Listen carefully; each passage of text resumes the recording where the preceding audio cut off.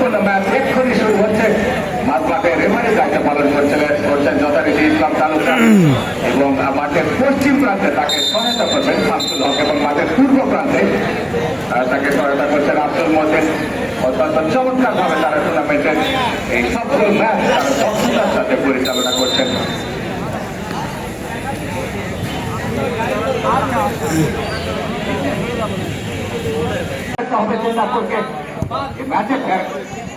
চমৎকার ভাবে আটকালেন, যেমন তাদের জন্য অত্যন্ত হতাশাজনক একটি বিষয়।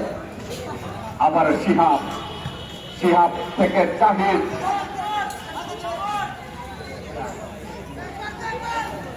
আবার সিহাব সামনে থেকে অনেকটা উঁচু করে শট হেড হবে বেশ দলের হেড হতে পারত, কিন্তু সেটিও হলো না।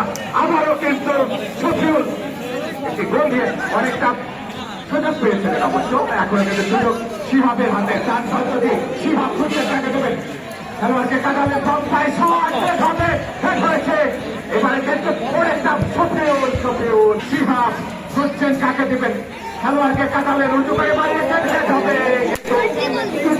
কিছুটা তৈরি হয়তো হয়েছে ওখানে সিহাব, দেখা যাক এবারে কিন্তু রাইট উইংকে এবারে মাইনাস করেছিলেন, কিন্তু প্রতিপক্ষে